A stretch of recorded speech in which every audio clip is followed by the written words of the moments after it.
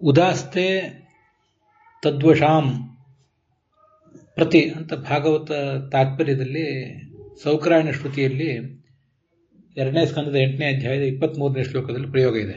ಸಾಮಾನ್ಯವಾಗಿ ನಮಗೆಲ್ಲ ಗೊತ್ತಿರುವಂತೆ ಉದಾಸ್ತೆ ಅಂತ ಬಂದಾಗ ಅದು ಅಕರ್ಮಕ ಧಾತು. ಅದು ಆಸ ಉಪವೇಶನೇನೋ ಧಾತುವು ಅಕರ್ಮಕ ಧಾತುವೆ. ಅದಕ್ಕೆ ಊತು ಅಂತ ಉಪಸರ್ಗ ಬಂದಾಗಲೂ ಕೂಡ ಉದಾಸೀನಾಗಿರ್ತಾನೆ ಅನ್ನೋದು ಅಕರ್ಮಕ ಧಾತುವೆ. ಆದ್ರಿಂದ ತಸ್ಯ ವಿಷಯ ವಯಂ ಉದಾಸೀನಾ ತತ್ರ ವಯಂ ಉದಾಸೀನಾ ಅಂತ ಹೀಗೆ ಅದರ ವಿಷಯದಲ್ಲಿ ಅಂತ ಹೇಳ್ಬೋದೇ ಹೊರತು ಅದಕ್ಕೆ ಕರ್ಮವನ್ನು ಹೇಳುವ ರೂಢಿ ಕಂಡು ಬಂದಿಲ್ಲ.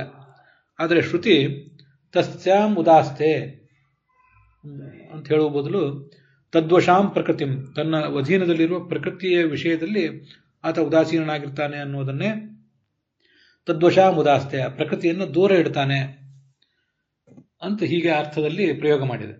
ಉದಾಸ್ತೆ ಅನ್ನೋದಕ್ಕೆ ನಾವು ಅದರಿಂದ ದೂರ ಇರ್ತೀವಿ ಅಂತ ಹೇಳುವುದು ಒಂದರ್ಥ, ಅದನ್ನೇ ನಮ್ಮಿಂದ ದೂರ ಇಡ್ತೀವಿ ಅಂತ ನಾವು ಹೇಳಬಹುದಲ್ಲ. ಹಾಗೆ ಹೇಳಿದಾಗ ಉದಾಸ್ತೆ ಅಂದರೆ ಕೀಪವೇ ಅಂತಾದಾಗ, ದೂರ ಇಡುವಂತಾದಾಗ ಅದು ಕರ್ಮ ಆಗಬಹುದು. ಹೀಗೆ ಅದನ್ನ ಪ್ರಯೋಗ ಮಾಡ್ತಿರ್ತಾರೆ. ನಮ್ಮ ಲೌಕಿಕ ವ್ಯಾಕರಣ ದೃಷ್ಟಿಯಿಂದ ಅದು ಸಕರ್ಮಕ ಅಕರ್ಮಕ ಹೀಗೆಲ್ಲ ನಮ್ದು ಬೇರೆ ವ್ಯವಸ್ಥೆ ಇರ್ತದೆ. ಆ ನಿಯಮಗಳನ್ನು ನಮಗೆ ಮೀರ್ಲಿಕ್ಕೆ ಸಾಧ್ಯ ಆಗೋದಿಲ್ಲ. ಆದರೆ ಭಾಗವತದ ಮತ್ತು ಭಾಗವತದಂಥ ಬೇರೆ ಬೇರೆ ಗ್ರಂಥಗಳ ವ್ಯಾಕರಣ ಸಕರ್ಮಕ ಅಕರ್ಮಕ ಅನ್ನೋ ನಿಯಮ ಅದರ ಸ್ವಲ್ಪ ಭಿನ್ನವಾಗೇ ಇರ್ತದೆ. ಹೀಗೆ ತದ್ವಶಾಂ ಪ್ರಕೃತಿಂ ಅಥವಾ ಮಾಯಾಂ ಉದಾಸ್ತೆ ಅಂದರೆ ಅದನ್ನೇ ದೂರ ಇಡ್ತಾನೆ ಅಂತ ಅರ್ಥ. ಅಥವಾ ಅದಕ್ಕೆ ಇರುವಂತಹ ಬಂಧನ ಶಕ್ತಿಯನ್ನ ಕಿತ್ಕೋತಾನೆ, ತಾತ್ಕಾಲಿಕವಾಗಿ ಅದು ಬಂಧಕ ಆಗದೇ ಇರುವಂತೆ ಮಾಡ್ತಾನೆ. ಆ ಒಬ್ಬ ಜೀವನ ವಿಷಯದಲ್ಲಿ ಆದರೂ ಅದು ಮತ್ತೆ ಬಂಧಕ ಆಗದೇ ಇರುವಂತೆ ನೋಡ್ಕೋತಾನೆ. ಇದು ಉದಾಸ್ತೆ ಅನ್ನುವುದಕ್ಕೆ ಅರ್ಥ. ಹೀಗೆ ನಾವು ನೋಡಿರುವ ಸಕರ್ಮಕ ಧಾತು ಅಕರ್ಮಕ ಧಾತುಗಳ ಒಂದು ವ್ಯಾಪ್ತಿಯನ್ನು ಮೀರಿದೆ ಈ ಪ್ರಯೋಗ. ಹೀಗೆ ಪ್ರಕೃತಿಯನ್ನು ದೂರ ಇಡ್ತಾನೆ, ಮಾಯನ್ನು ದೂರ ಇಡ್ತಾನೆ ಅನ್ನೋದು ಜಡ ಪ್ರಕೃತಿಗೂ ಸಂಬಂಧಪಟ್ಟದ್ದು, ಚೇತನ ಪ್ರಕೃತಿಗೂ ಅದು ಸಂಬಂಧಪಟ್ಟದ್ದೇ.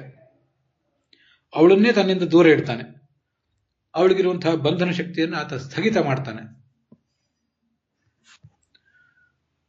ಶ್ರೀಹಿ ದೇವಬಂಧಿಕ, ಸತ್ವಗುಣಾಭಿಮಾನಿಯಾದ ಲಕ್ಷ್ಮೀ ದೇವಿ ದೇವತೆಗಳನ್ನು ಬಂಧಿಸ್ತಾಳೆ. ನೃಣಾಂ ಭೂಹು, ರಜೋಗುಣಾಭಿಮಾನಿಯಾದ ಭೂದೇವಿ ಮನುಷ್ಯರನ್ನು ಬಂಧಿಸ್ತಾಳೆ. ತಮೋಗುಣಾಭಿಮಾನಿಯಾದ ದುರ್ಗಾದೇವಿ ಅಪರಾನ್ ದೈತ್ಯರನ್ನು ಬಂಧಿಸ್ತಾಳೆ ಅಂತ. ಶ್ರೀರ್ ದೇವ ಬಂಧಿಕಾನೃಣಾಂ ಭೂರ್ದೈತ್ಯಾನಾಂ ತಥಾಪರ ಅಂತ ಗೀತಾ ಪ್ರಸ್ಥಾನದಲ್ಲಿ ಆಚಾರ್ಯ ಹೇಳಿದ್ದನ್ನು ನಾವಿಲ್ಲಿ ನೆನಪು ಮಾಡ್ಕೋಬಹುದು.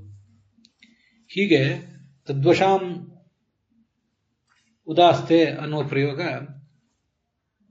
ಭಾಗವತದ ಶ್ರವಣದ ದೃಷ್ಟಿಯಿಂದಲೂ ಹಾಗೆ ಸಂಸ್ಕೃತದ ಅಭ್ಯಾಸದ ದೃಷ್ಟಿಯಿಂದಲೂ ಮಹತ್ವದ ಪ್ರಯೋಗ. ಅದಕ್ಕಾಗಿ ಇದನ್ನು ನಿಮ್ಮೆದುರಿಗೆ ಹಂಚಿಕೊಂಡಿದ್ದೇನೆ.